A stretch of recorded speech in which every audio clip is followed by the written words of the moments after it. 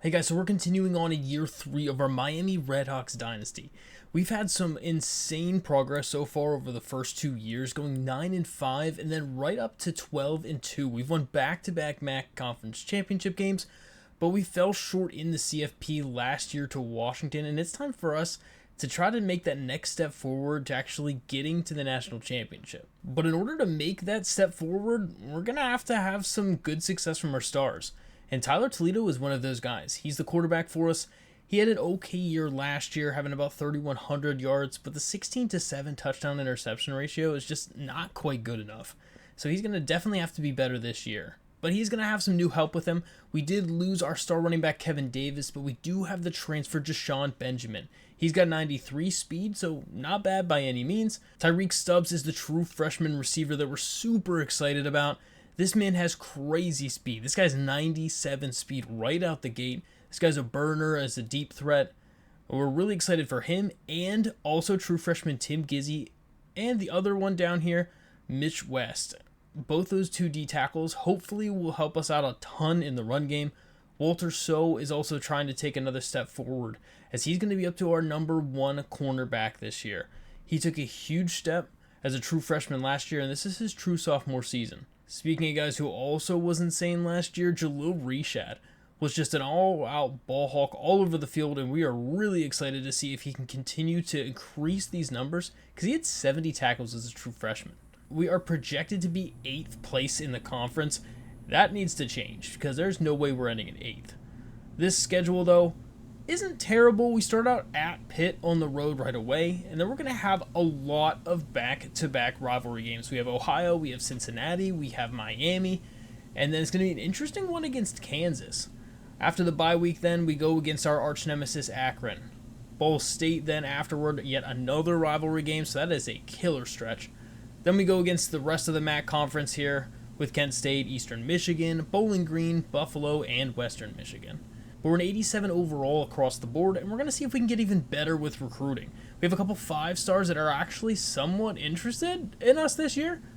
95 speed for the strong safety is absolutely wild. We would love to be able to get this guy on the squad. Gregory Penny is another guy that just seems like a difference maker, and same with Lindell Potts. We have 3 5-stars on this board. Found a couple 4-star gems that we could hopefully put enough hours to be able to keep ourselves competitive. And we're going to try to find a long-term running back just in case we don't win the national championship this year. Since both of our 2 transfer portal running backs, Deshaun Benjamin and Tay Meadows, they're both seniors right now.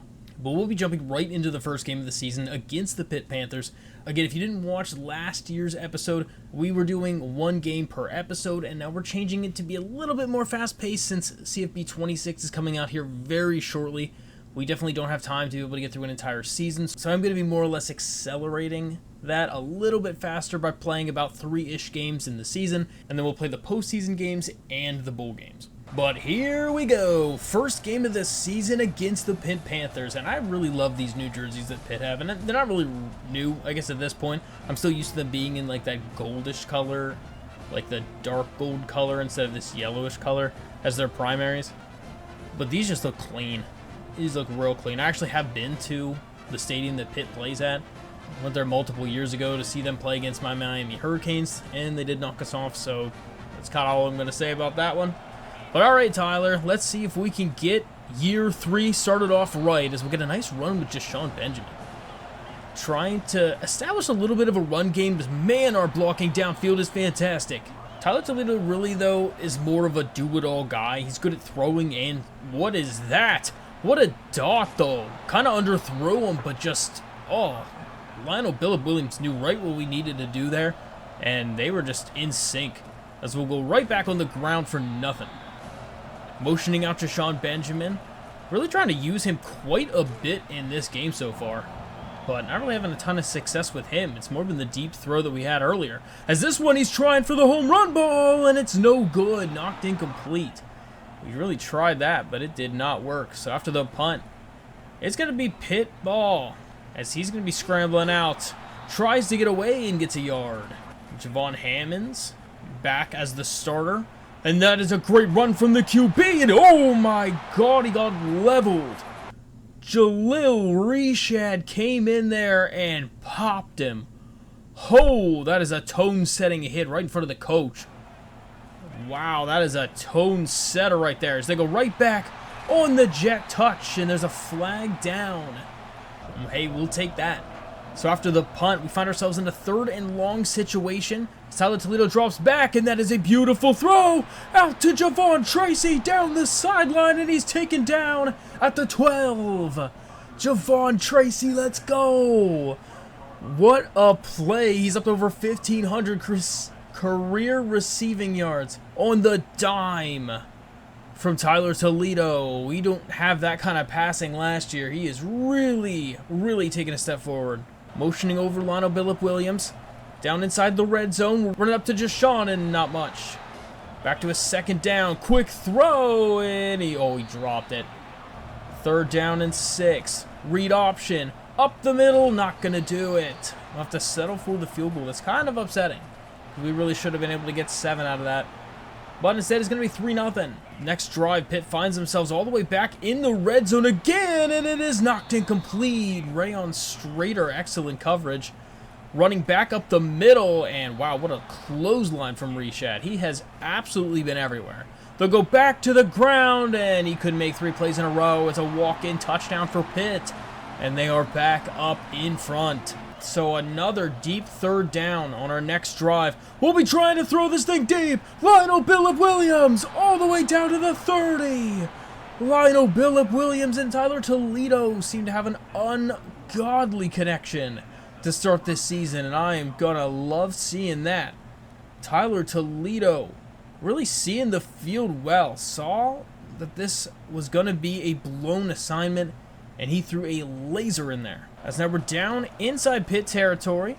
Try to hit him with a similar route. And this time it's Tyreek Stubbs for a touchdown.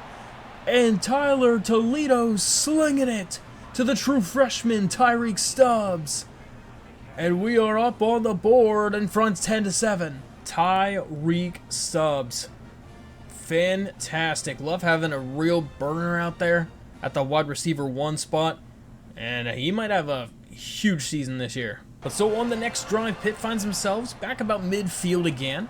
As they'll draw back, throwing this one over to Strader. Oh, and he was just too quick. He beat Rayon Strader down the sideline, and that is a huge touchdown for Pitt. We'll have to see if we can answer. As the 2nd quarter's winding down, we'll try to motion up over one of our receivers.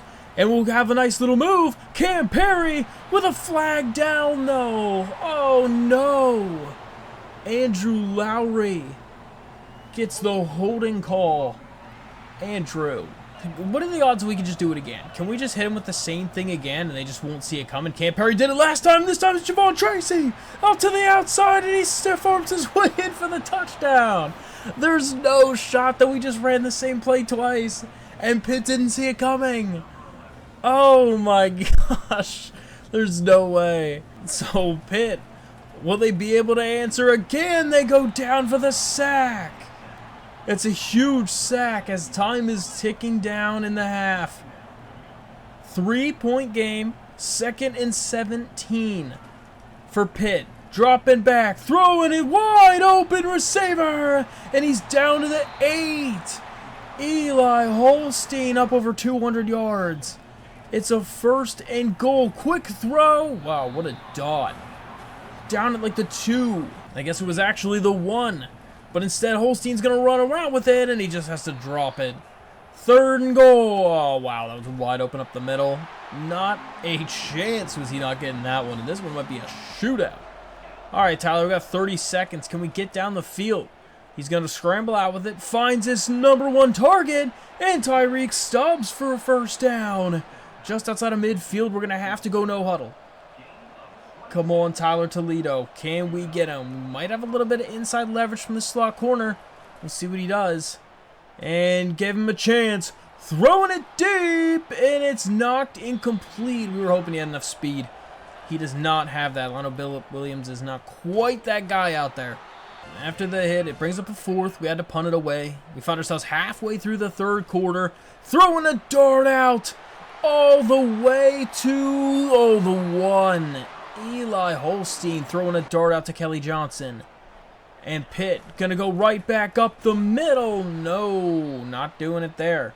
Second down and goal. We're gonna run commit here. Oh no, it's a beautiful play action fake, and it's a touchdown, and they're up by 2 scores. Oh snap, we need to score now. Tyler Toledo finding himself on a 2nd down and 10 situation. Needs to find a way. That's a beautiful dart out to Theo Melanostra, and Tyler Toledo's over 300 yards on the day. Throws the next one over the middle, and a walk-in touchdown for Braylon Issam, the new tight end. We moved him over from wide receiver. We're going to be trying to go for 2 to make this 3-point game, but we can't get it. So after a punt situation, we find ourselves halfway through the 4th quarter, and a nice dart over the middle for a 1st down to Melon Olstra. But on a 1st down, we saw they pressed coverage and absolutely blew it. So it's going to be another touchdown, as Tyreek Stubbs getting another one. The 4th touchdown of the day for Tyler Toledo. On the 2-point conversion, we'll just give him another one, and he gets the 2. So with under 4 minutes left, it's a 3-point game. On the ground for Pitt, and he's going to get about a yard. I mean, we are fine with some of those run plays. It's making a lot of the clock come off.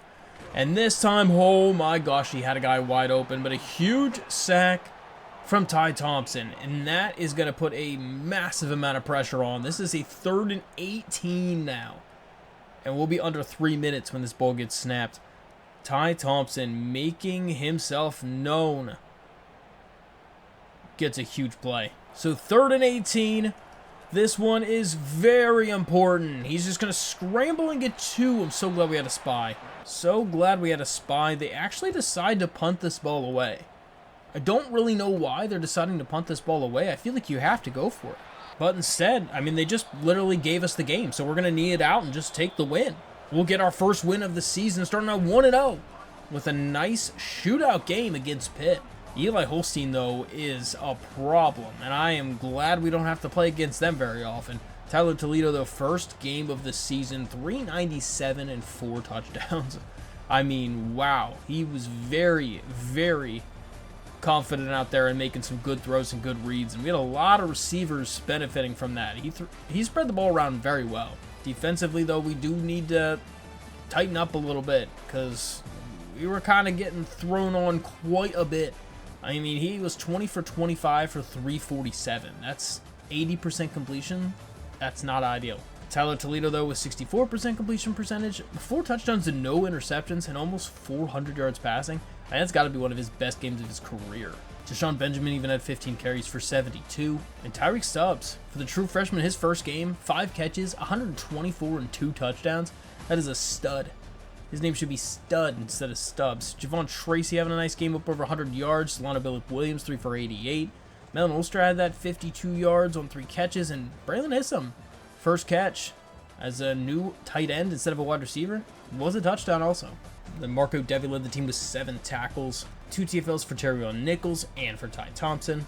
And both Terrion Nichols and Ty Thompson had a sack, with 1 interception from Michael Yarbrough towards the end of the game. That win puts us up to the 19th team in the country, which I was kind of shocked that we weren't ranked after making it to the college football playoff last year, but oh well. And in the next game of the season, we ended up beating Ohio. We won against our rivals 27-19. Both teams having almost 400 yards of offense. Tyler Toledo, though, a big injury, and I'm hoping that injury is not very long. George Estes did get a chance to play, and he threw 3 touchdowns in the performance with only 1 interception. Tyreek Stubbs again going off. We're going to call him Tyreek Stud. Or Studs, I don't even know. But he went off again. But Mitch West with 5 TFLs for the true freshman, absurd. And well, that's not good news. 7 weeks of an injury for Tyler Toledo. Dislocated his ankle. Well, I'm hoping he finds it at some point because we're going to need him out there. George Estes is going to be the improviser that we're going to be having as our starting quarterback. He was the one that we originally wanted to start until Tyler Toledo came in and wooed all the coaches until they got the starting role. But now that he's gone, George Estes is going to get the starting role. And well, apparently it didn't work that well because we lost 47-21 to Cincinnati, and we didn't even have 300 yards of offense. Oh, well, that would be why, because he only threw 7 passes and got injured. And now it's Thomas Gostkowski. And if I remember right, I think we only have 3 quarterbacks on our roster. And yeah, what's with the feet of our quarterbacks, okay? And Tim, can you not lose your hip? Like, okay. Yep, no, we only have 3 quarterbacks entirely. So, Gostkowski is going to be the one who's next. Let's hope he doesn't get injured, because we won't have another quarterback on the roster. We have a couple people going for a visit this week, week 4. Jamal Fursker, or however in the world you pronounce that name for an offensive tackle. He looks pretty solid. Joshua Baggett, the halfback, he's an elusive back. We're very interested in him for taking over at the helm. And for not getting enough sacks, apparently Gregory Penny has locked us out. So it's not a complete lockout, it's just a deal breaker right now, so we just need to get a bunch of sacks in the next couple games. So we're going to hop into one, especially because it's an important one with a couple visits this week. We got to get a lot of sacks. We're going to be blitzing a lot. We're wearing the full red jerseys because we're out for blood in this one. And we're off for sacks. We got to get a lot of them because we really, really want to get that 530 tackle. Problem is, it's against the Miami Hurricanes. I mean, we handled them pretty well in our last matchup, but it's time to even out the series. I mean, it's a 1-1 series right now, and we're going to be fighting against Emory Williams. So on first down, they'll just throw it very quick out to the flat and not get much. Second down and 8 situation. Can the defense be huge for us? Under pressure, he goes down for the sack. Javon Hammonds. Yes, we love that. Javon Hammonds.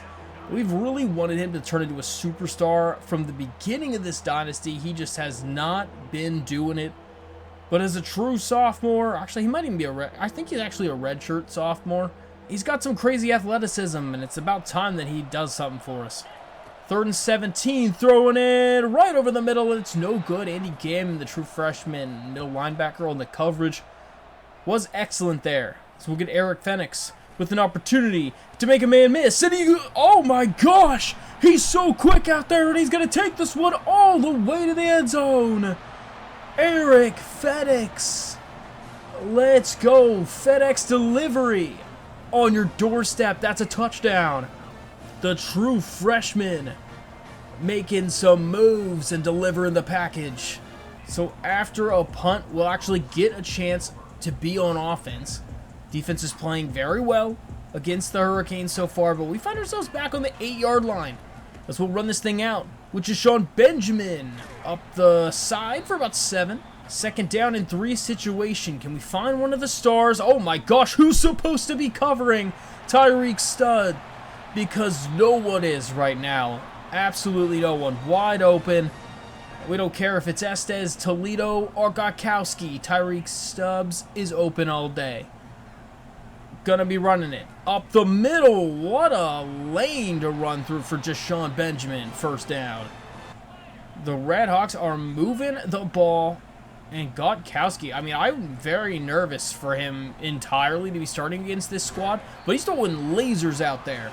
As we already find ourselves inside the 30-yard line on a very quick drive.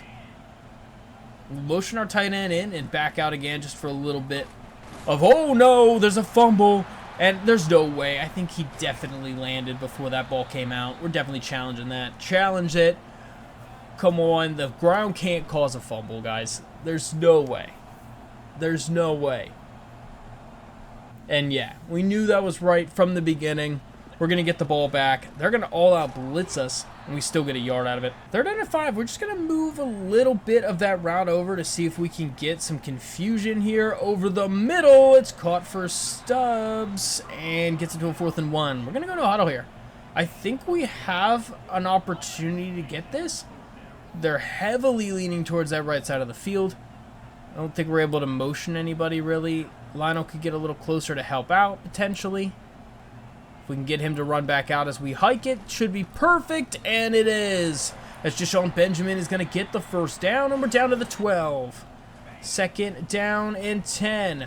Throwing it to Issam, fighting for yards to the 3. And we'll see if we can just punch this thing in. Can we give it to the fullback? Give it to the big man, up the middle, and he's in. What was that? We fall on the ground. What a play, and we are up 14-0 on the Hurricanes. We're showing them who the best team in Miami is, and right now, it's the Redhawks.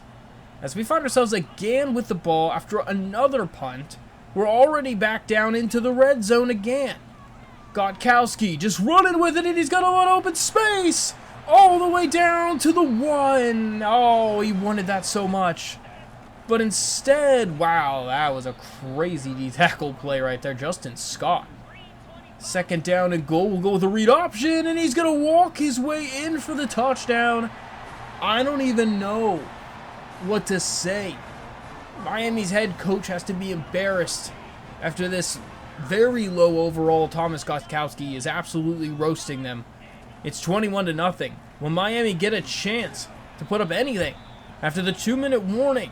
It's second down and 10. Under pressure, he goes down. Javon Hammonds with another sack. Javon Hammonds making such a good play after a great play. And what a dart from Emory Williams, though.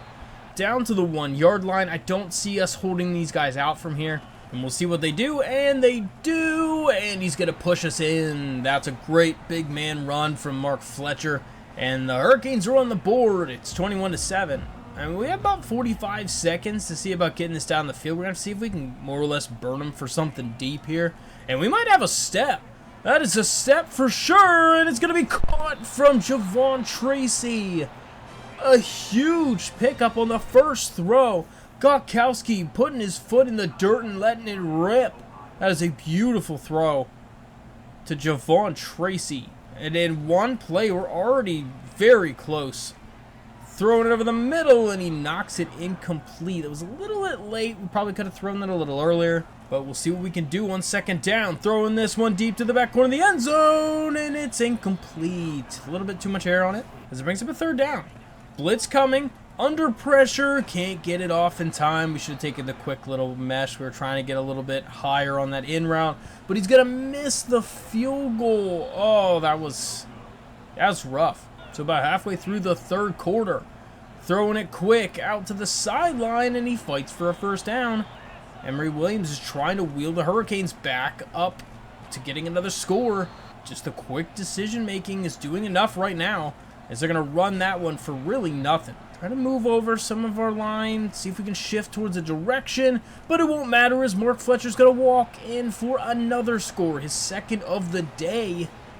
And just like that, I mean, this is a game again. It's a 7-point game.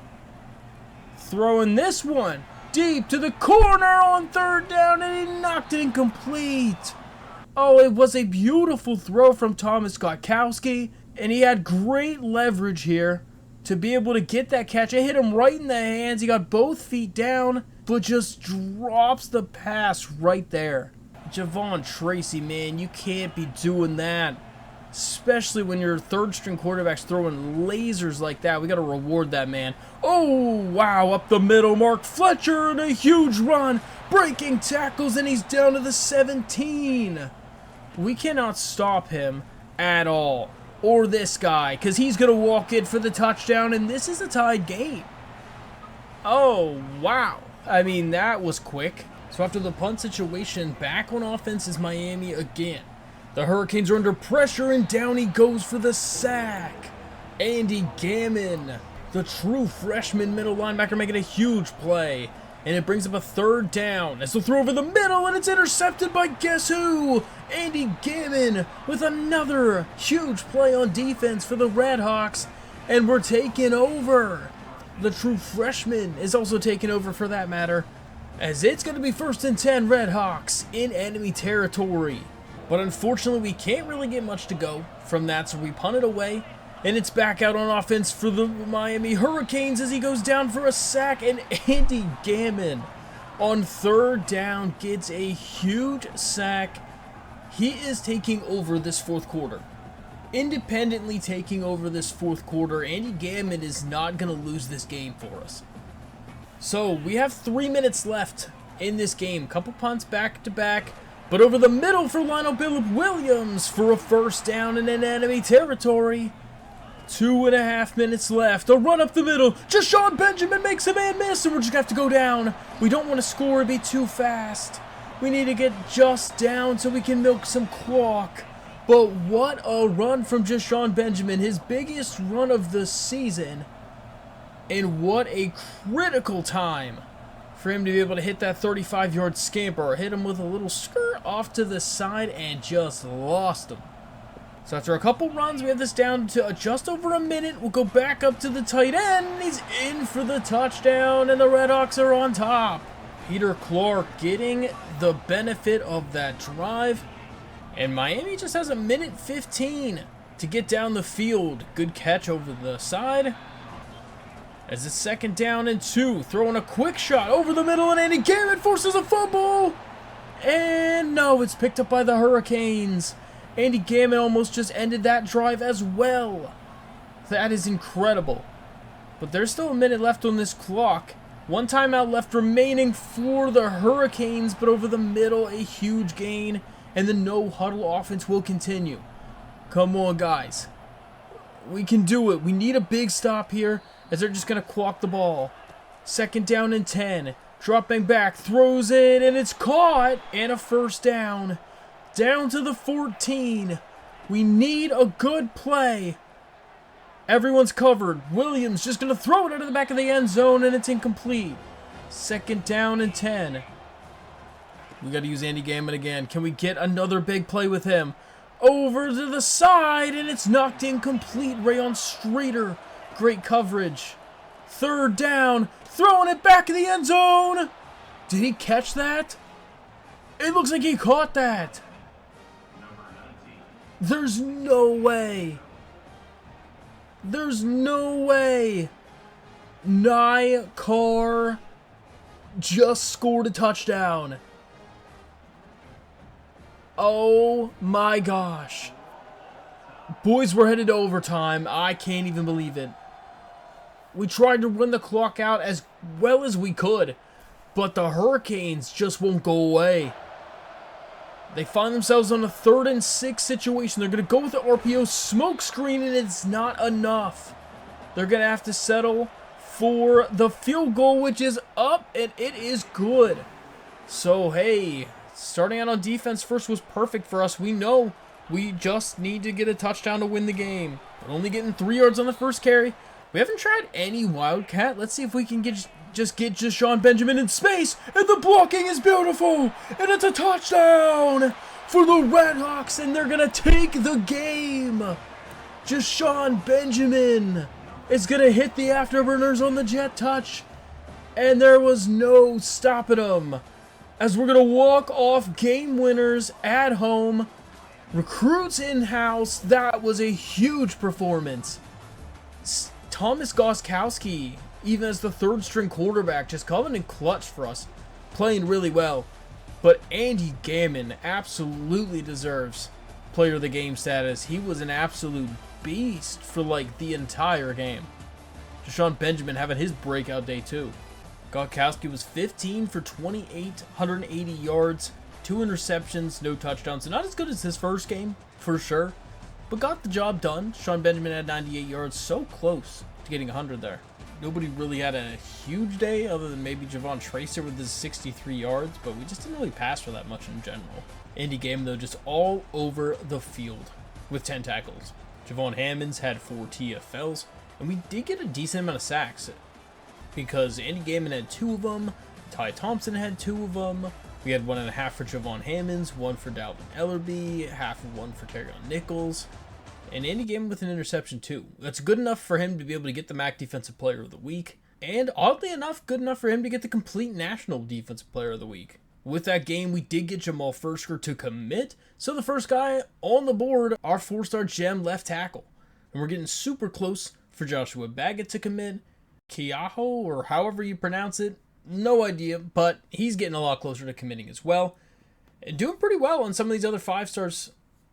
So we'll see how the rest of the season shapes out, but it's looking to be a pretty solid class. But up to 3-1 so far on the season, going to be taking on Kansas in the next one. As I'm kind of wondering if we're going to have to drop into that game before we end up playing against Akron, because the rest of the season should just be generally MAC conference play, and with 87 overall team, I feel like we should win most of those. Problem is we've already used 2 of our 3 regular season games. I hate to use all 3 of them by week 5. Other than that, I'd be kind of tempted to use it against Eastern Michigan. Since they beat us last year, we can get a revenge against them, and it's one of the later home games. But we're going to decide to use it against Kansas, so here we go, another home game. Haven't played against Kansas, but I always love playing against Kansas. Their uniforms are awesome. I love the blue. But after basically nothing happening for quite a long time, it's already about halfway through the second quarter. This is such a defensive game that just nothing can happen so far, as Kansas goes up 3-0. About a minute left in the half. Can we even get any points here at all? We'll throw a deep pass and it's knocked incomplete. Going off with the jet touch. Can we get Lionel Billip Williams in space? There's a flag down and dang, we're not even going to be in field goal range. I think that was Paris Rasmussen with the hold. So 4th and 14. I mean, I feel like we're going to have to go for it. We don't have the leg for a kicker from this standpoint. We can't even make it from the 34-yard line. But we have a guy open to the tight end deep. Oh no, he underthrew him. Oh no. He had blown coverage deep over the middle and underthrew him by about 2 to 3 yards. Or else that would have been a touchdown. That is very, very sad, as they're going to break a tackle on the next drive. They're already across midfield. I mean, this is only a few plays later. Throwing that one, it's going to be intercepted by Jalil Rashad. He's got some speed down the side, but it's not enough, as he's going to be dragged down at the 50. But Jalil Rashad will keep him from getting 7 and puts us in another opportunity to put up some points here. Jalil Rashad has our team's back. What a great read from the sophomore. So we got 22 seconds. Can Thomas Gotkowski and company get something going? Over the middle. Oh no, he dropped the ball. And now there's just 17 seconds left. Throwing it deep to Stubbs. It is caught for the touchdown. He actually threw a laser out to Tyreek Stubbs. I mean, this guy's open all the time. You just drop back and give him the ball. Just send it full his direction. This man's going to make him pay. As we flash forward all the way to the 4th quarter now. It's just a very nothing happening game. Throwing this one though, and it's a huge catch down to the 5-yard line for Lionel Billip Williams. Sometimes we just got to air this thing out deep, as we'll give it back to him to try to reward him for the touchdown, and he's in. 14-3 is our score in this defensive matchup. Just 5.5 minutes left for Kansas. They're going to go with the read option. Going to break a tackle, and he gets leveled. Christian McKinney making a nice stop. But it is a first down. Throwing it quick on the little bubble. And basically just back to the line of scrimmage. Time is ticking, though. They are definitely losing some clock, as he's just going to get drugged down. Nothing here. 3rd and 14. Read option up the middle, and gets about 3. Just going to have to settle for the field goal, and I mean, I feel like that's more or less going to end this game. Makes it an 8-point game, but that is how it will end, as we're just able to run the rest of the clock out. They couldn't stop our run attack, and that's a weird one, but it's 14-6. Tyreek Stubbs had his 3 catches for 104 yards and a touchdown. His 3rd game of the season over 100 yards for the true freshman. We might have found ourselves a stud prospect, as he went 14 for 27 for 229, 2 touchdowns and an interception for Thomas. Running wise, we could not run the ball. Like, to save our lives, couldn't run the ball. And Lionel Billip Williams had his 76 yards on 6 catches and a touchdown. But it really has just been all Ty Stubbs. And another incredible effort from Andy Gammon with 12 tackles, 4 TFLs for Ty Thompson, 3 for Terrell Nichols, and 2 for Dalvin Ellaby. 3.5 sacks for Ty Thompson. He's having a great season. Jalil Rashad with that interception was clutch. And Ty Thompson putting himself in the MAC Defensive Player of the Week award, as we're back there again, 24th in the country after that win against Kansas. Got a couple commits as well. Keaho was there for a visit that week, and he loved what he saw and joined the squad. Joshua Baggett joined the squad, and Maurice, the right end, he was also there for a visit, loved what he saw, and decided to join the Redhawks. We got our first 4 commits just like that, and getting closer and closer to pretty much all the rest of these guys, even though we sadly lost this other Keaho. All the sacks have given us enough points to be able to go after Gregory Penny again, though, so we absolutely love that. But some of the extra hours we've been getting, we're able to throw a bunch of 3 and 4 stars on here to see if we can start scouting some people and trying to find some studs. We found this quarterback. He's got 96 throw power, 87 speed, and 91 accuracy. And we found this guy also with Platinum Field General. As far as the injuries go, most of them fully recovered. George Estes will be back as the starter again, up at a 79 overall, so at least we don't have to rely on 69 overall Thomas Gudkowski as we get through the bye week, and we're going to be going on to play against Akron. We have to go with some sims now for pretty much the rest of the season because we have played all of our regular season games. But Tyler Toledo's not going to be back till probably this Bowling Green game, which isn't really very many games left of the season. So hopefully George Estes can keep it together and help us to keep winning games because we're doing okay right now at 4-1, but too many losses, it's going to knock us out of contention. Though Javon Tracy having a crazy game, 7 catches for 161, so we probably won. No, we lost. We lost by 2 points.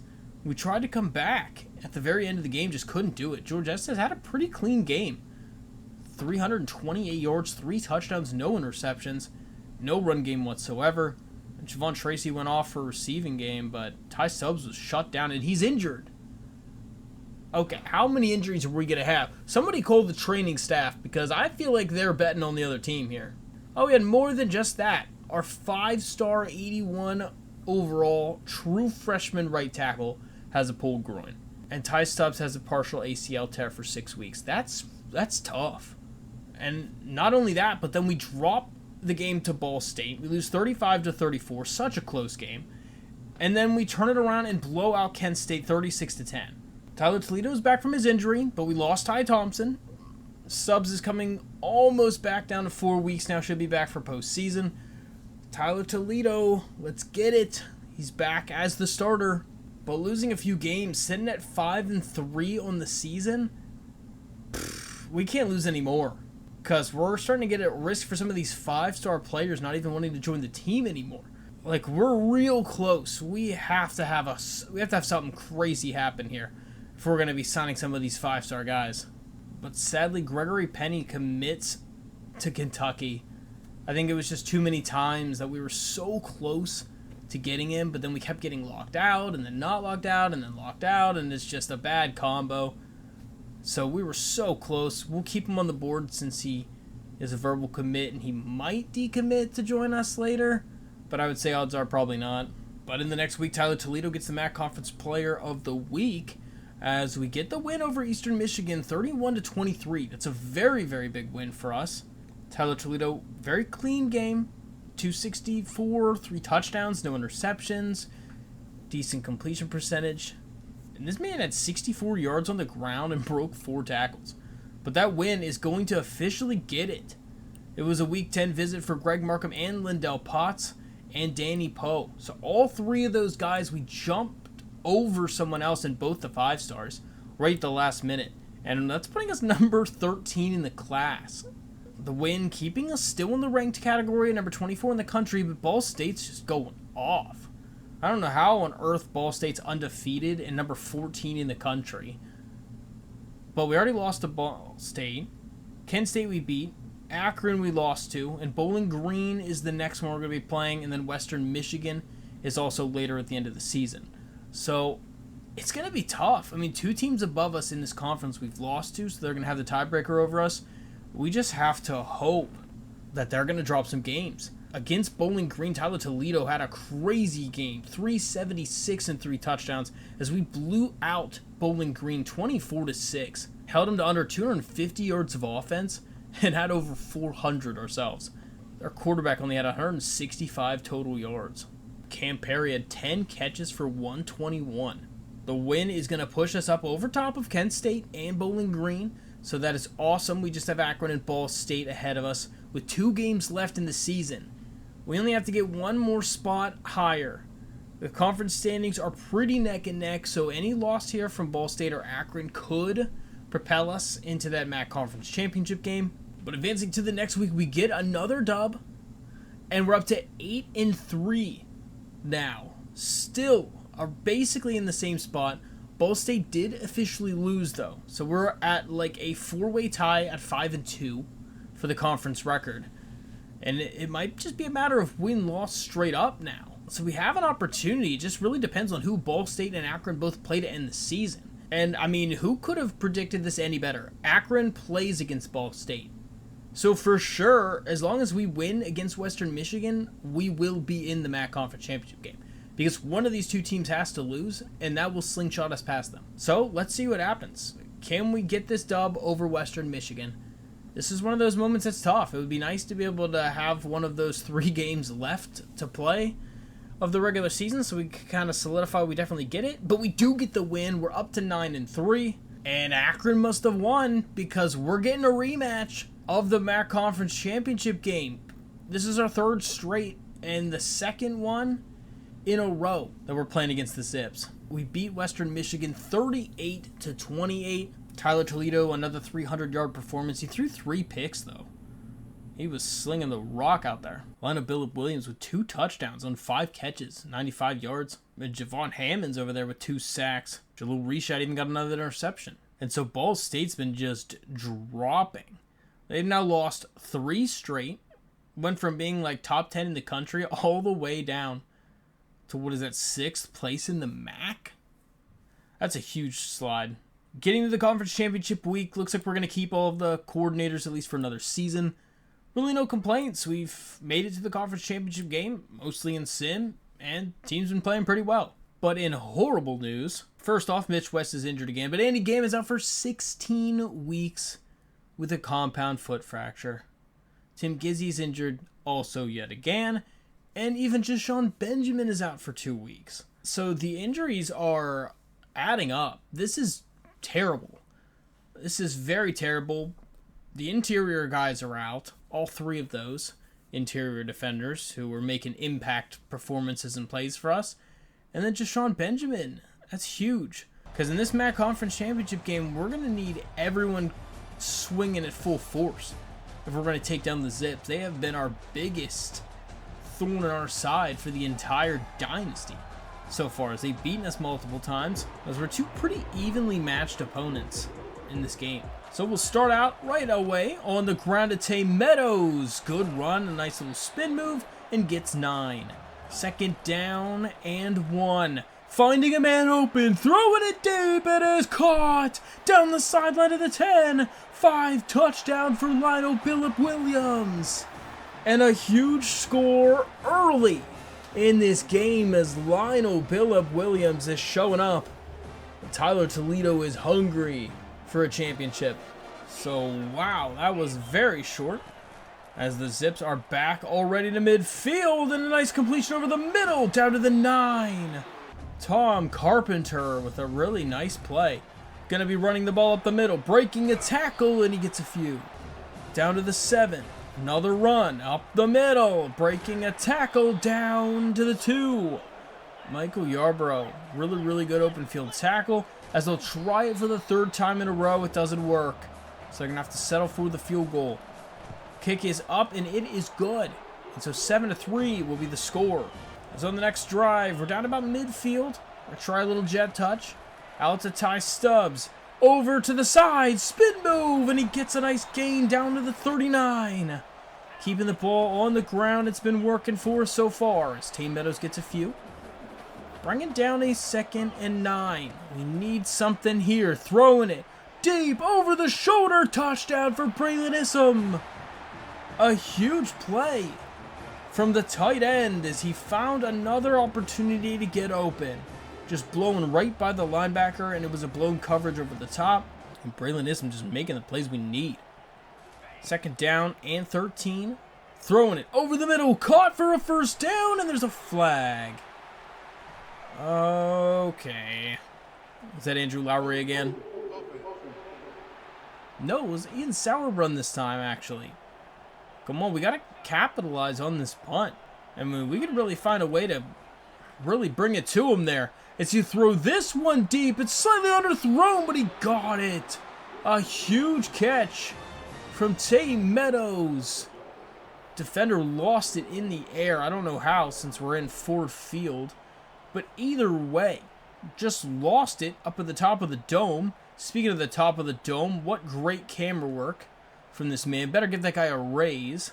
As we find ourselves 1st and goal RPO is a no-go.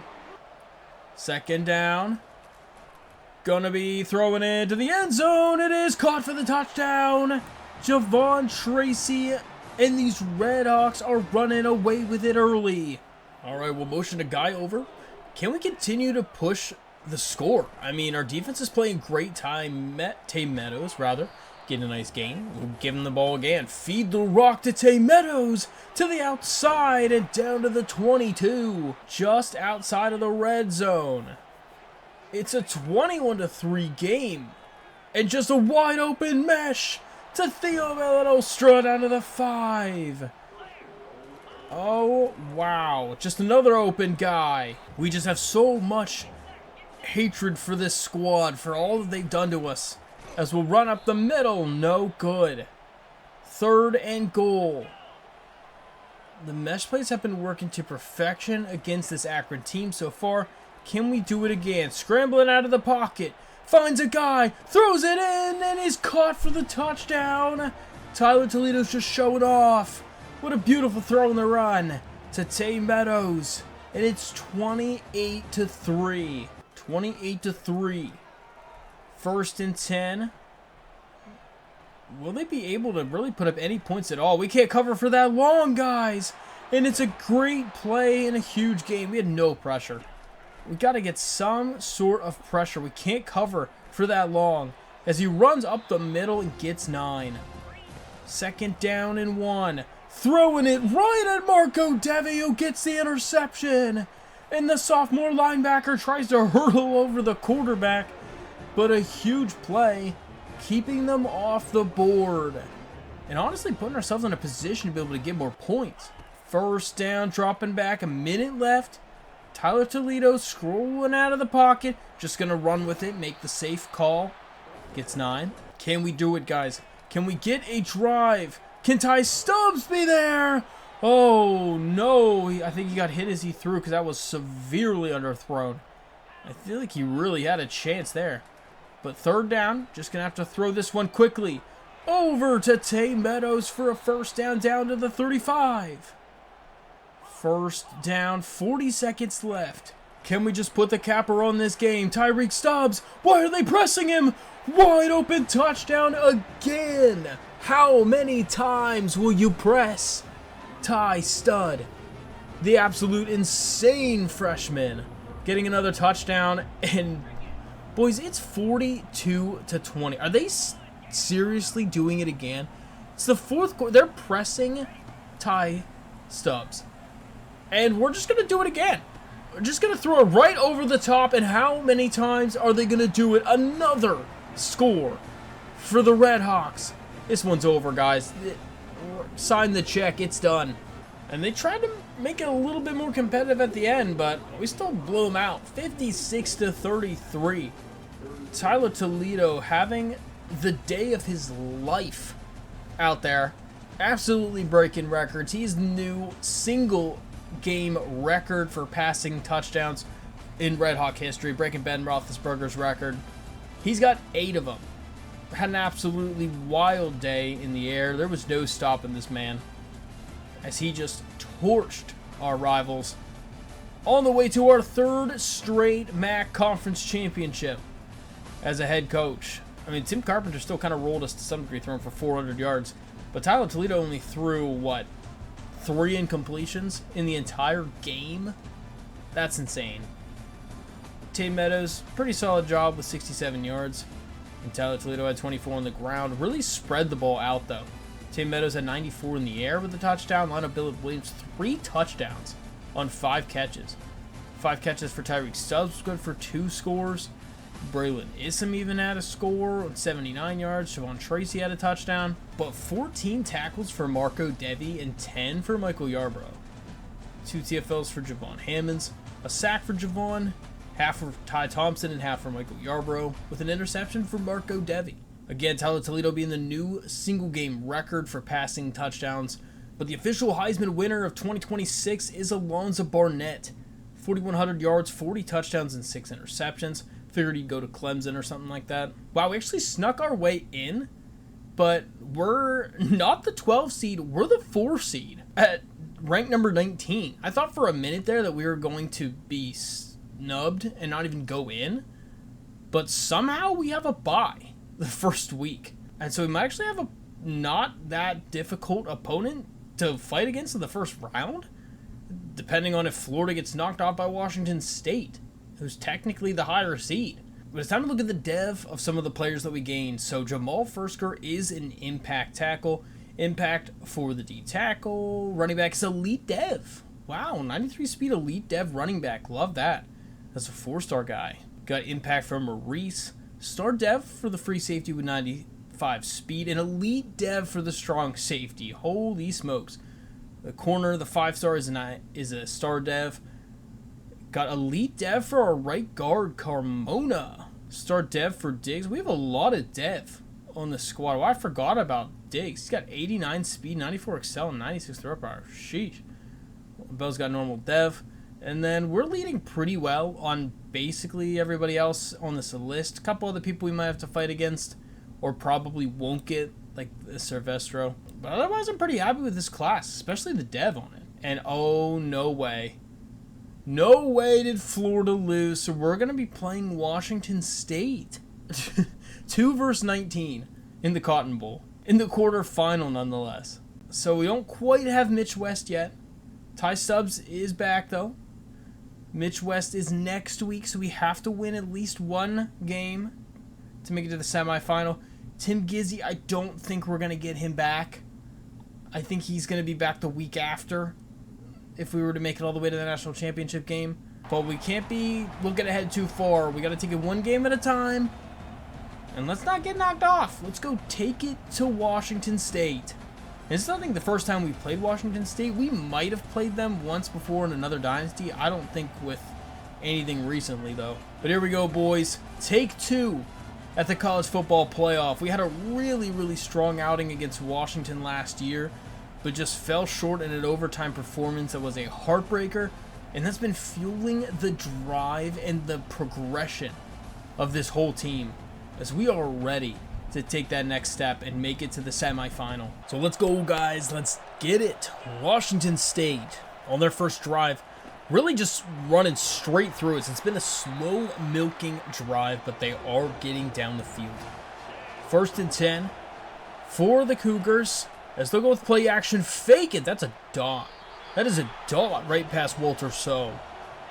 He hasn't really been making a ton of plays for us so far this season, at least that we've noticed. It's been more Jalil Reshad, Andy Gammon, a little bit of Marco Devi, wide open touchdown. Just can't really stop John Mateer and these Cougars as they are just going right down the field. So 3rd down situation is where we find ourselves late in the first quarter. Can Tyler Toledo do anything? Not really. We're going to go down for a sack. And he is hurting. Both legs not doing well. Everything is just falling apart right now. But that is a beautiful punt out at the 3-yard line. And, hey, why wouldn't we go for the blitz? Can we get a safety? We do! Is that enough to turn the tide? Getting the safety. Man, it has been a long time since we've had a safety in this game. Special teams just makes such a difference out there. So after the safety, we're going to be driving down the field a little bit, barely getting away from the blitz. And Jashawn Benjamin finding some space, open field to run down to the 20. On a nice little scamper from Jashawn Benjamin on the screenplay. It was a beautiful call to combat the aggressive defense. A 2nd down. We'll go with a little RPO out to Javon Tracy. Oh my God. Javon Tracy, what did you just do to that man? What just happened? I need to see a replay in that. Javon Tracy, my gosh, that man has a family. Oh, he made him. Oh my gosh, he broke so much of an ankle. That man fell on the ground. Oh, you didn't have to do it to him. Oh, Javon Tracy, that man's going to be in SportsCenter Top 10 for the rest of his entire life. But that puts us up in front, 9-7. Throwing it right at Jalil Reshad, and he's going to be walking this thing all the way back for the touchdown. Jalil Reshad is in charge. Large and in charge. This man deserves a captain spot. This guy is absolutely insane. It's going to be tough because we found 2 safeties with 95 speed to come in next year. But Jalil Reshad can't be losing any playing time to any of those guys. This man is a legend. And so they punt the ball away again. And we're already back on offense here late in the second quarter. And Deshaun Benjamin's going to have some space to the outside. All the way down the field. And it's a touchdown for the Redhawks. And we're taking control of the Cougars. They're no match right now. It's 23-7. We find ourselves again on a 2nd and long. Scrolling out of the pocket and a dime from Tyler Toledo. Let's go to Lionel Billip Williams. The boys are hungry. And they are ready for a dub here. As we're going to run it up with just Sean for not much. Can we find a way to get another score? I think a score here would basically end this game. 2nd down and 10. Scrolling out of the pocket is Tyler Toledo. He's got some wheels on him and he's down to the 7. Going with the read option up the middle to the 2. 2nd and goal. Oh, so close. Can we find a way to punch it in? It's getting a little bit of clock out anyway, so that's not always a bad thing. Up the middle, wide open touchdown. And that should pretty much put the cap on it, as we're going to blow them out. It's 44-14 for the final.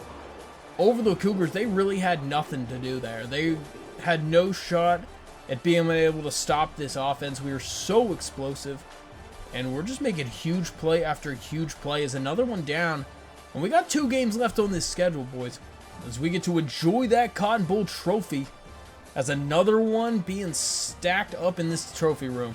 John Mateer, I mean, he did what he could, but he threw 4 picks. That's tough. That's real tough to be able to try to overcome that, especially when the other team's offense is just lighting it up. Because Tyler Toledo, another 80+% completion day. Another 2 picks, not ideal. But Deshaun Benjamin had 56 yards and 2 touchdowns on the ground. Lionel Billip Williams, 6 for 125. Deshaun Benjamin also had 103 in the air in a touchdown. 11 pancakes for Paris Rasmussen. Wild. Yarborough led the team with 8 tackles, 2 TFLs for Ty Thompson and Marco Devi, with a sack for Dalvin and Ty Thompson. 2 interceptions for Jalil Reshad, Rayon Strader, and Michael Yarborough also get 1. And oh snap. Boys, we're doing it again. We're heading back to Washington. We're playing in the Rose Bowl. Number 5 seed Washington Huskies. Those are the guys that knocked us out of the CFP last year in a terribly close game, as they knock off both Tennessee and UCF, who was number 1 in the country, before playing us. On the other side, we're going to be playing against either Clemson or Georgia, as Clemson scored 52 points against Stanford. That sounds wild. That's going to be a tough one for us. But boys, have we had this game on our calendar for a long time. It's been a long time coming, a full year. It is time to knock off. Wow, they have Sam Leavitt. I was going to say they finally don't have Jalen Daniels, but apparently they just went right down the line and got Sam Leavitt. So they're still going to have a real solid quarterback out there. Hopefully he'll at least be a little less mobile than Jalen Daniels was. But here come the Redhawks. They are hungry. This would be a very fitting game in the CFP. Super fitting. To be able to at least give us a chance to get some of these rematches done in one season. Thought about trying to schedule them for the middle of the season so we could get a rematch game in, but this is even better. Let's get our rematch in the actual game. It's right under pressure is Sam Leavitt. We have to put a lot of pressure on them because they just drove straight down the field into our territory so quickly. 3rd down and 1. We're going to send an all-out blitz. I have a feeling we might be able to at least get some pressure on him, or he might even run the ball. They do run the ball, and what is this man doing? He's like doing 15 jukes with no one even there. Good quick throw gets us a couple yards, and the run is going to get them to a 3rd and short. 3rd down and 2. Dropping back, throwing over the middle, and it's caught for the touchdown. In double coverage, but just did not matter. I mean, that tight end was just bigger, faster, and stronger. So we'll see if we can answer at all as we start way deep in our own territory, and holy smokes, Deshaun got smacked. 2nd down and 10. Dropping back under pressure and barely gets it off. I mean, at this point, when in doubt, we just send them on verts and see if our guys can win with some speed. Throwing that from basically our end zone. It's caught for little Billy Williams. And he's going to be taking this all the way for the touchdown. Lionel Billup Williams going from an only return man up to whatever position he is on the wide receiver room at this point. But he's our #1 receiver. And I think it's mainly because Tyreek Stubbs has been in and out of injury. But he's been balling. But after a punt from Washington, we find ourselves in a spot that we could really start to turn the tide of this game. As we're just going to be trying to scroll out of the pocket, throwing this thing. Oh my gosh, what a throw, Tyler Toledo. What a laser from Tyler Toledo. Throwing that thing on a line, crossbody, up over top of 2 defenders, but not too high that the other safety was able to get to it. Oh my gosh, what a beautiful play from Tyler Toledo. That man's a playmaker. 1st and 10. Running it, Deshaun Benjamin for 4. 2nd down, very close to the end of this 1st quarter. Can we motion a guy over? Oh, I like this. I don't know what that corner's doing. Maybe we motion again. We can catch him off sides. We will. And it's going to give us a couple yards. We'll accept the penalty. Brings us to a 2nd down and 3. And not really much. I mean, this would be unfortunate if we weren't even able to punch this thing in. We'll go up the middle, and it's a touchdown for Deshaun Benjamin. Let's go. Let's push this lead up. Washington is one of those teams that we cannot be complacent with a score. They can put up a score in a hurry, and we know that. Because they have some insane wide receivers, and they always have some insane wide receivers. That guy got absolutely crunched, but he's going to hold on to that. Oh my gosh, Rayon Strader just leveled this man. He got folded like a lawn chair, but still held on to that. The helmet is hitting the ball. Excellent textbook tackle, but somehow just insane. As they're going to beat us again with a post route down to the 1 yard line. And it's looking like they're going to tie this game up as they do, running right up the middle. Score from Washington as we're back even.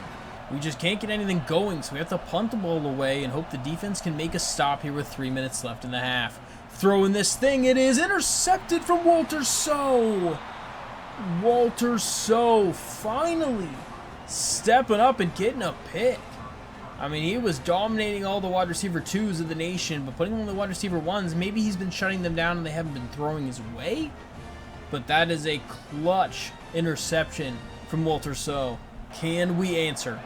Can we get some points, capitalize off the turnover? We'll throw that one, and it's beautiful. Ty Stubbs, great route. Really thought that one might get intercepted by the linebacker, so he ended up falling down on the ground, or could have ran for a lot more. But I had a feeling Theo was going to hold on that one. We kind of saw that as we ran by him. 1st and long. And I mean, some of these formations have been working really, really well for us this year because they've been just really pressing some of our guys. Like that. I mean, that's a lot of commotion in the middle, and Javon Tracy just taking advantage of it. Gets a nice gain after the big pickup. Find ourselves in a 2nd and medium. Can maybe change a little bit of these routes here. Might give us an opportunity to hit Braylon Issam, and it's a beautiful touch pass. Just dropped it in the bucket. That's a touchdown for Braylon Issam. I mean, how do you miss him? Like that, he's just open down there. You got to cover him. You got to cover this man. He's going to make you pay. 21-14. Washington trying to get back down the field and answer again. Just all day in the pocket, and he holds on for the 1st down. Marco Devi hit him very quickly after the catch, but it's not really mattering. We're just absolutely mauling these guys right after they catch it. Like that same example right there. 1st and goal. we're going to have to just get straight interceptions. That is not an interception. That's a wide open touchdown. Great play call. Great setup. And this game is tied. Trying to answer yet again. Is this going to be another 50-50 overtime shootout? Very well might be, as we're headed to the fourth quarter in a dead even game, 21-all. Throwing it wide open over the middle for Javon Tracy, first down. And we're going to go back to a little RPO. I mean, there's only one guy over there. Of course, he wasn't going to get that block. Oh, Ty got drilled, but he holds on to the ball. 2nd down and 1 up the middle. Jashawn Benjamin can't quite get in. He's all the way down to the 1-yard line. We're just going to go no huddle and just run that again. Can we power our way forward? And there's a flag. Oh, no. Is it going to be on us? There's a false start. Okay. Who would have thought of the false start? So instead, we'll just go back to another zone, and we'll just run it right up the middle and in. So it doesn't matter anyway. Sean Benjamin's just going to get an extra 5 yards onto it. 28-21 now. As they're going to run the ball and try to see if they can score here. This is a big drive for them. If they don't score here, it's going to really make it difficult. There is a flag down, and it looks like it might be coming back on the offense. After the holding penalty, they're going right back to the ground. Man, our guy got pancaked. He just got jumped over and pancaked. That's a terrible day for the D tackle. Delvin Ellaby, that's real rough for you, bud. Just throwing it back over the middle, and oh, wow, Walter So. There's no way he got to that ball. There's no way he got to that ball. That was all him. That was no user involvement whatsoever. He just undercut that route. That guy was like a couple feet in front of him. I feel like I gotta see this replay again, because dang. Yeah, he was in front by a few feet. I definitely would have thrown that pass if I was to leave it there.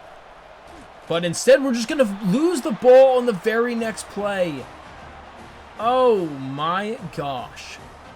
We tried to just run the ball to run some clock out. And what happens? Immediate strip fumble by the Washington defense. I mean, I don't think that's going to be a reviewable one. I think that was a clean fumble. We'll have to see the replay whenever it shows us to it, but I'm pretty sure Darren Farrell really just turned the tide of this game. He just came in there and, yeah, just came right over and punched that thing out. So the Walter So interception's completely null and void at this point as they get the ball back right away. Just a little bit of time came off the clock. That's the only thing that really it was at all there. And, wow, Boston just having a great route and a great juke. Making a good play to not lose yards there. But under pressure, and down he goes. The 4th sack of the game for this Miami Redhawk defense. As we are really putting Sam Leavitt and leaving him on the turf. Rotating their players on offense. All of that motion, bro, makes it difficult for us to keep our zones intact. And it's 3rd and 18. Dropping back. Has all day in the pocket. Throwing it deep, and it's intercepted by Yarborough, which might be the capper on it, as, boys, we might be heading to the next round. Unfortunately, we weren't able to run the clock out, though, so we're giving them another opportunity, and it's caught. And I don't like this. I don't like this at all, except that it's going to be intercepted. Rayon Strader to the house for the touchdown, and the game is over. Oh, wow. What a moment to just completely break the morale of this Husky team. Rayon Strader to the crib. And the Redhawks are heading to the national championship game.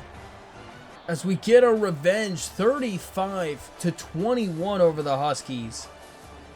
Making Sam Leavitt have a rough day.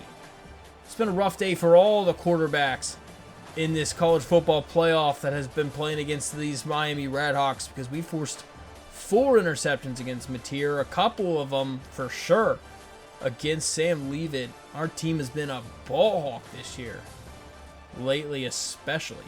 But yes, Sam Leavitt also threw 4 interceptions, so it's been 8 takeaways from our defensive unit in the last 2 games. That's wild. Tyler Toledo, 249, 2 touchdowns. Good performance from him. Running again, just not great. Jashawn had 59 yards and Toledo 13. 93 for Lionel Billip Williams was the leading receiving yards person. He had a touchdown as well. I think overall it was a defensive showing, so we had a lot of just possessions with a really good field position to start. And wow, 3 guys with double-digit tackles. I don't know if I've had that. Quaysheed Scott, real good game, but Michael Yarbrough, 4 TFLs. 2 sacks for Ty Thompson, 1.5 for Javon and Michael Yarbrough. 2 interceptions from Walter So. It's about time he was getting that. Michael Yarbrough and Rayon Strader both getting 1. But we'll be heading to the national championship against Georgia, which is also fitting because we always play against Georgia when we get to this point, as they're the ones that knocked off Clemson 35-24. But look at that beautiful trophy in front of the eyes of these Red Hawk fans who are hungry for it. Can we do it? And we have a lot of star seniors who are getting some shout outs in this one because they're the ones who have helped us get to this point. Just Sean Benjamin and Tay Meadows, both those seniors, are running backs for us that have been really solid for us, even though no one's really taken over at that running back position. They have really helped us to be able to get through the seasons. Javon Tracy and Cam Perry, though, for receivers, those guys have really been important for us for the longevity of this one, as they're dropping back on play action, trying to scramble out of the pocket, and he just throws it out of bounds. Bringing up a 3rd down and 6. Just be throwing it over the middle. It's caught for a 1st down. And they are just driving the ball down the field, runs up the middle, and a big gain. As they're going to motion a guy over. It's an RPO of all things. Walter So coming in with a good hit from behind. Brings up a 2nd down and 3. Read option with the QB. He's not going to get there. Dalvin Ellerby with the stop. Bringing up a 3rd and 2. Motioning. Jet touch pass. Over. And wow, what a juke move from this man. That slot guy is super shifty. We're going to have to keep our eyes on Humphreys over there, as the corner blitz is going to be beautiful. Quaysheed Scott, I guess it was a strong safety blitz, but there was nobody in that gap, and he had instant pressure. Big sack, bringing up a 2nd and super long. On defense here, Ty Thompson is one of those seniors, as well as Rayon Strader. Both of those have been big names for this team so far, and it would be super nice to get them some hardware before they hang it up for the last time. As another open guy to the tight end for 5 more yards. Georgia is just moving the ball down the field. All these RPOs, and geez, they're just carrying our guys across the field. 1st and 10. Dropping back, throwing quickly, gets a few yards out of it. We just can't get a lot of pressure unless we're blitzing people. And he's just reading the field so quickly that it's really tough to be able to do that. As he runs it all the way down to the 1. Robinson has him on a 3rd and goal. 1 yard to go. And nice stop. Marco Devi and Walter So getting in on the action and gonna force a field goal. Gotta love it. We absolutely are thrilled to hold them to a field goal instead of 7 points. So it's time for the Redhawks and Tyler Toledo to come out here and lead the charge on offense. 1st drive. Jeez, nowhere. Going nowhere. That D tackle was wild. We'll be dropping back and have an absolutely wide open tight end. Down the sideline of the 40. Down to the 35 before he's brought down. Theo Melanostra is going to get a huge completion. And so many of these plays from Tyler Toledo have been just chunk plays deep down the field, as he's been laying it on him. 50-yard pass completion. So 1st down, running it again, nothing doing. 2nd down and 12. We might have an opportunity, throwing it deep, and he drops it. Braylon Issam just couldn't hold on. Had a really good opportunity. Perfect play call for a screen, but he couldn't get the spin move to work out.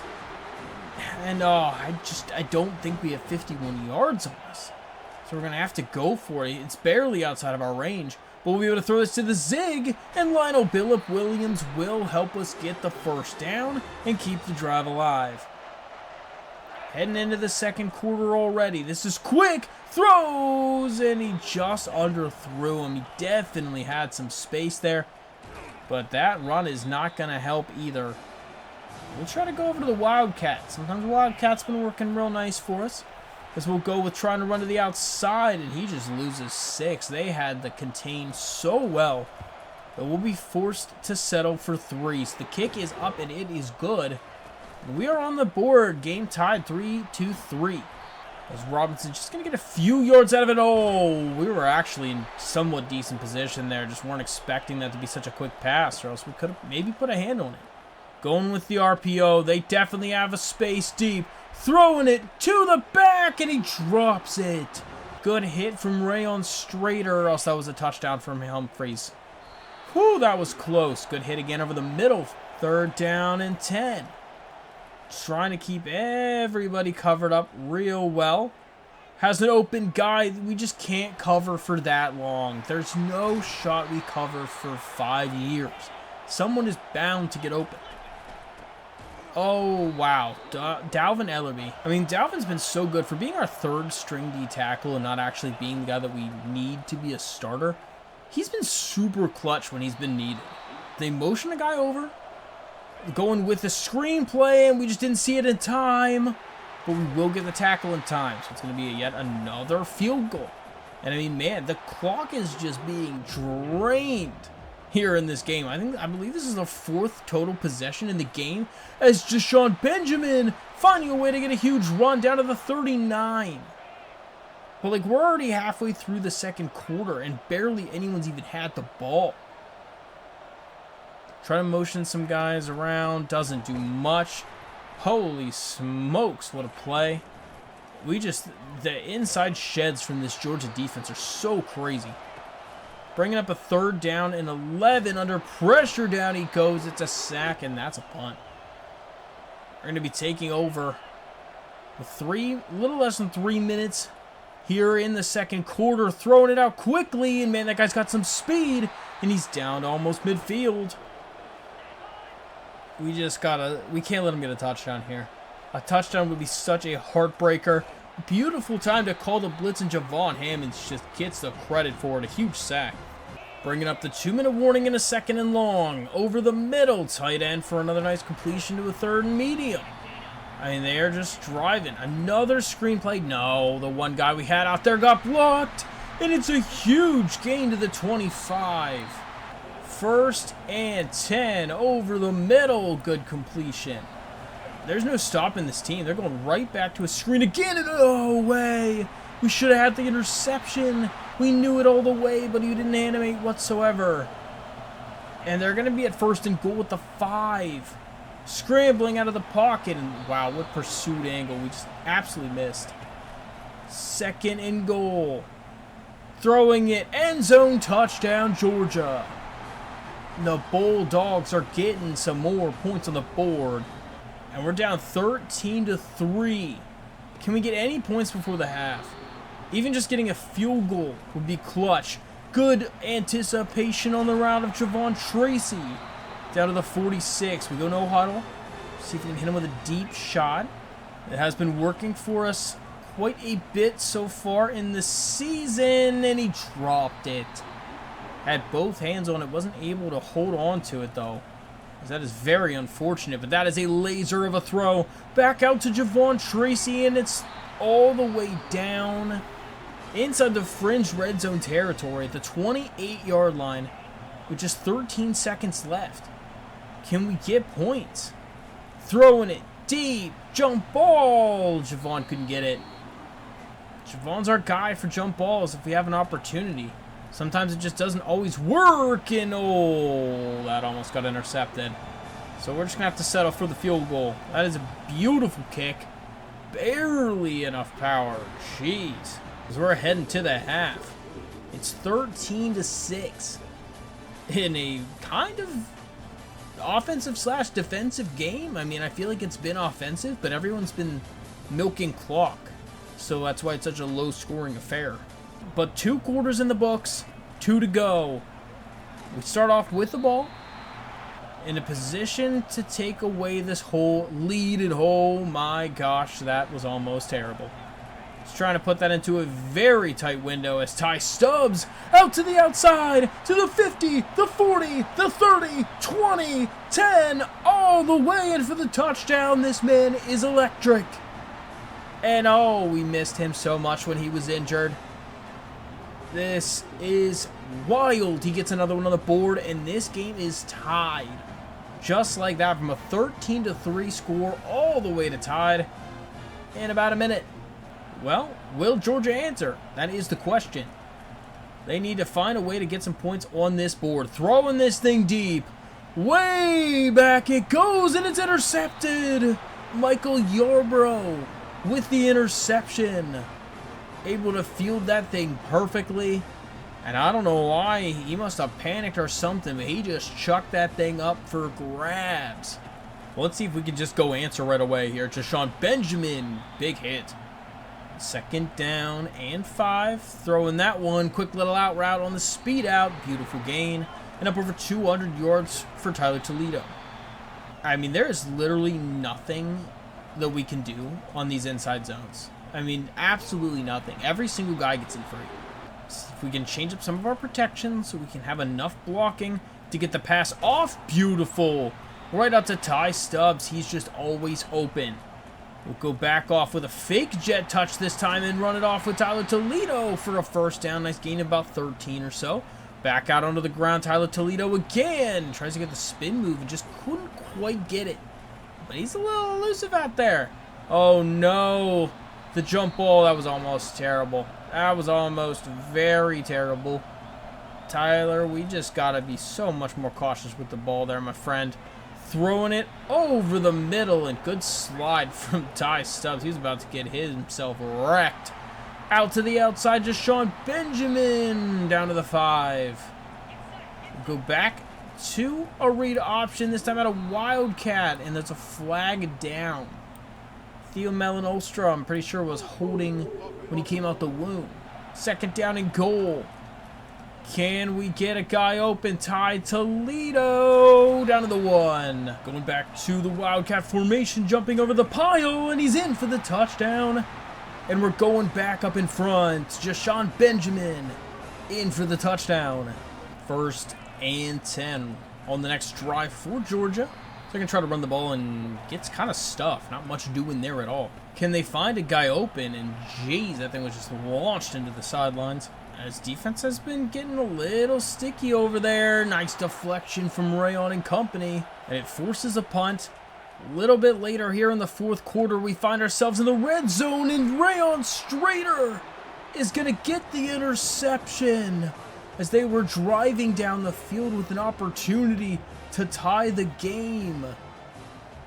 But instead, Rayon Strader says, "Don't forget about me," over here, and gets a huge interception. Really turning the tide of this game. I mean, that could have been real bad. Would they have scored a touchdown there and tied this game? Momentum would have been a significant change. But after a punt, we couldn't really do much with that drive other than get a little bit of time off the clock. They found themselves already back in threatening territory. Under 4 minutes left. They're also trying to run a little bit of clock out. Throwing that thing to the front quarter of the end zone. It's caught for the score. Oh, no. Well, it didn't matter anyway because they put points up on the board right away. So now we have a drive with 3 minutes left to be able to get some points here as Tyreek Stubbs gets a spin move and he's down to the 34-yard line. This man has been absolutely insane for us. A huge blitz, trying to beat him over the top to Javon Tracy, and he does, down to the 30-yard line. Up over 300 yards on the day is Tyler Toledo, showing his clutch traits as we're able to just run some clock. Jashawn Benjamin, though, wants it all in one go. Down to the 12. At least in field goal range for sure at this point. And we can just start to milk this clock. Oh my gosh, inside zones are terrible. They are so good at stopping the run up the middle. We'll try to hit him with another gain. On the ground, Benjamin's going to get about half of it back and another timeout called. Georgia has 1 timeout left. We'll hit him with the jet touch pass, and he's going to be all the way in, and we'll slide down. There's a flag from guess who? Theo Olstrom. That's insanity. Insanity. We'll try to do it again with Lionel, and he can't do it. It brings him a 4th down. Oh my gosh, Theo Melon-Olstra. I'm glad we hit the field goal, but we could have had a touchdown and basically ended this game. But instead, Georgia's got 1:05 to go down the field and score a touchdown to win it. And it would be all resting on the back of Theo Melon-Olstra as another just check down gets a few. So they're getting closer and closer to midfield. 2nd down. Just forever in the pocket, and he finds a dart out into Redhawk territory. 40 seconds left, no timeouts, game on the line, national championship. Throwing it deep to an open guy, underthrew him, and it's intercepted. He had Humphreys for a touchdown, but he underthrew his receiver, and Jalil Reshad is going to end it. Gotta see a replay of that again. Jalil Reshad making a wild play. And we're just gonna knee the game away, and the Redhawks are gonna be victorious national champs. 3 straight MAC conference titles, national championship, multiple other bowl trophies on the way to excellence. As what a fitting way to say goodbye to college football 25, as the Redhawks are going to win the national championship. I hope you guys like the new style of Dynasty with just doing more of an accelerated 3 games in a video, and then a little bit of the postseason should we make it. We might be able to get through a few more Dynasties a little bit faster, because this one was nice. Ty Stubbs getting player of the game, going off again. I wonder how many games this year he had over 100 yards in, because there was a lot of them. There was definitely a lot of them. And he was injured for a good, 6-7 weeks of the season? But look at the true freshman Ian Sauerbrunn, the offensive tackle, holding up that trophy. That's Tyler Toledo, 321 yards, a touchdown and an interception. 43 rushing yards for Jashawn Benjamin in a score. Tyler Toledo had 15 himself. Ty Stubbs, 142 yards and 142 yards on 5 catches in a score. It's just a really, really solid game from him. 7 tackles for Quaysheed Scott and Michael Yarbrough, 2 TFLs for Quaysheed, and a sack for Javon Hammonds and Quaysheed Scott, with a touchdown for Jalil Reshad, Rayon Strader, and Michael Yarbrough. So looking at the season stats to round it out, Tyler Toledo ended with 3,000 yards passing, 31 touchdowns to 9 interceptions. It was a nice little increase from last season, especially because he played every game last year and didn't play every game this year. So he definitely would have thrown for way more yards and way more touchdowns had he have played a complete season. But George Estes covered pretty nicely in his absence for 11 touchdowns and 2 interceptions and threw for over 1,000 yards. Sean Benjamin had about almost 800 yards on the ground and 10 touchdowns. Lionel Billip Williams, though, really just increased as being like a bench starter / mostly punt returner for the first 2 seasons, and then blooming into an 1,100-yard, 14-touchdown game in his junior campaign. Javon Tracy also been kind of consistent for us, had a really good first year, stepped back for Tony Purdom in the second season, and then really shot forward with 1,000 yards there in year 3. Ty Stubbs had 787 and 7 touchdowns and missed 6 or 7 games of the season. Marco Devi had 111 tackles and 7 TFLs. Huge increase from the first season. He even had 5 interceptions and 9 pass deflections. This guy was an absolute beast. So sad Andy Gaiman was injured for like half the season because he had 97 tackles and missed like half the year. I mean, this guy is insane. Terrell Nichols had 87 tackles and 11 TFLs. Michael Yarbrough was 77 tackles, 10 TFLs, and 4 interceptions. Ty Thompson, a little bit of a down year from last year. Still a double-digit sacks, still at 18 TFLs. Had a couple Player of the Week awards and did pretty well. Javon Hammonds definitely improved. I mean, he got benched the first year because he just wasn't doing what he needed to do. And then this year had 17 TFLs and 9 sacks. Dalvin Ellerby then had 5.5 sacks. It was 5 interceptions for, yes, Marco Devi, but also Jalil Reshad and Rayon Strader. And then Michael Yarbrough and Walter So both had 4 of them. Javon Tracy also breaks a single season record for the Miami University Redhawks. He has 15 receiving touchdowns in a season. And then players leaving. This is the tough spot because Ian Sauerbrunn, literally the guy who is hoisting the national championship trophy, has a very low persuasion chance. This man better stay. So that's rough. And also one of the crazy corners wants to leave too. Some of the seniors graduating. We know a lot of these names. They were starters for a while. But Ian, you better stay. Thank goodness this man stays. There's no shot that was just a success. There's no way we get lucky with both of them. This guy was awesome too. That sucks. He's going to leave. Apparently our pro potential is not good enough, even though we just won the national championship and are definitely turning around this program. But I'm so glad we kept the 5-star elite tackle because that would have been awful. So we're going to look at some of the development traits.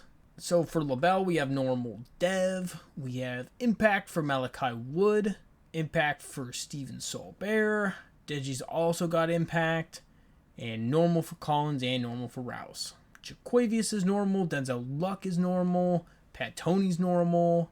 That's unfortunate. But we'll round out the class at the number 16 class in the country. It was kind of a smaller class. We didn't get a ton of players, only 19 of them.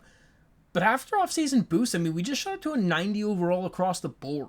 We'll show you what these guys at least turned into before we end this here for the off-season progression. But now we actually have more than 3 quarterbacks, so we actually would have had a pretty solid lineup of quarterbacks. Running backs, Steven Saulbear and Joshua Baggett probably would have been our starters over Ringer, since Ringer's just only 89 speed and just doesn't seem to be the one. But Eric Fenix took a huge jump from worst receiver on the depth chart to best receiver on the depth chart up to an 88. And this would have been a wild receiving core. Fenix, Purdom, Callaway, and Stubbs. Millen Olstro went up to an 82. Braylon Issam just staying there at a 77. Just the vertical threat tight end seemed to never jump up past like an 80. Andrew Lowry with boosts up to a 90 overall left tackle, as I think our O-line significantly improved. Our left guard, Greg Smith, is up to an 89 overall with boosts. He's got platinum quick step now. And Alani Arsua finally hitting some boosts there up to an 85. Nick Nunes is up to an 87 overall. Right guard, we have Paris Rasmussen up to an 88 overall. That guy's flying up the charts. He even has 82 speed as an offensive lineman with also platinum quick step. He's also got second level in screen enforcer. This guy's going to be laying out people all over the planet. And then Ian Sauerbrunn, the true sophomore, is an 88 with boosts. So that all line is crazy. Javon Hammond's up to an 85 overall. Ethan McDowell sitting over there at an 81. 90 speed for Javon Hammond, though, is crazy. Brinkley would be our starting right end at an 82 overall. Dalvin Ellerby and Tim Gizzy up to an 80 overall. Zach Scoble's a 78. Mitch West up to a 76. And the 2 freshmen down there are 76 and 73. So we have some pretty good D tackles lining up there. Fulano's got 90 speed over there at the outside linebacker. Marco Devi, 85 overall. Andy Gammon's still sitting at the same spot. But corners, look how fast these corners are. Crazy speed. But Eric Marr just shot up past literally everyone. Didn't even play last year because he wasn't good enough to start. I think he was 4th or 5th on the depth chart maybe.